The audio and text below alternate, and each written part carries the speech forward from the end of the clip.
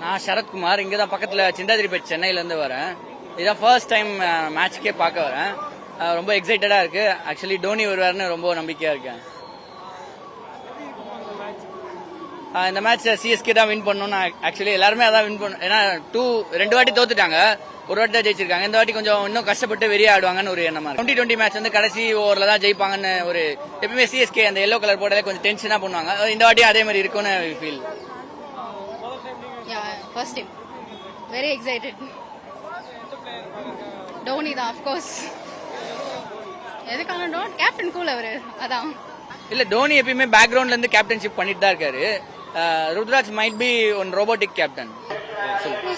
எனக்கு டோனி விளையாடுவான் தெரியல, அதனால தான் எனக்கு அப்பா கூட சண்டை போட்டு நான் அப்பா கூட்டு வந்து பார்க்குறேன் டோனியை.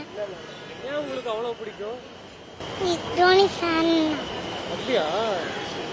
டோனி விளையாட பார்த்துருக்கீங்களா?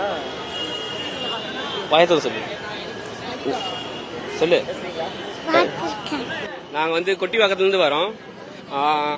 டோனியை வந்து பார்த்தீங்கன்னா ஈச் அண்ட் எவ்ரி இயர் நாங்கள் வந்து ஸ்டேடியத்தில் வந்து பார்த்துருவோம். ஃபர்ஸ்ட் டைம் என் பொண்ணுக்காக வந்து பார்த்தீங்கன்னா கூப்பிட்டு வந்திருக்கோம். அவங்க லாஸ்ட் இயர் அவங்களுக்கு கிரிக்கெட்னு தெரிஞ்சதுலேருந்து டோனி ஃபேனாக தான் இருக்கிறாங்க.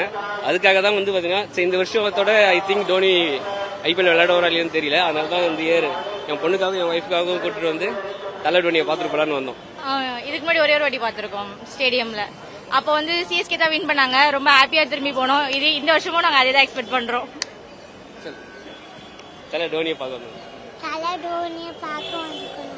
ஸோ அவங்களுக்கு சிஎஸ்கேவும் பேக்ல வந்து தோனி அண்ட் ஜட்டும் போட்ட ஃபுல் பெயிண்டிங்கும் நாங்களே பண்ணது.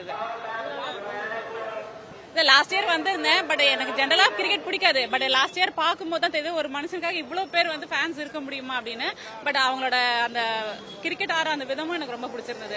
அது இல்லாமல் நானும் ஒரு அத்லட் தான் நான்.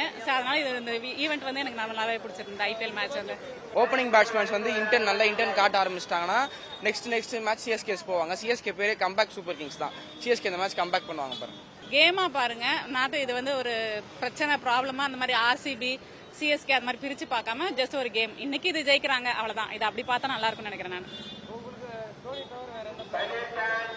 நான் வந்து என்னோட ஸ்கூல் டேஸ்ல நான் பார்த்தது அப்போ வந்து ஜடேஜா, பாகிஸ்தான்ல வந்து வாசிம் அக்ரம், அந்த பீரியட்ல தான் நான் பார்த்தேன். அதுக்கப்புறம் நடுவில் நான் வந்து கிரிக்கெட் எனக்கு பெருசா பிடிக்கல.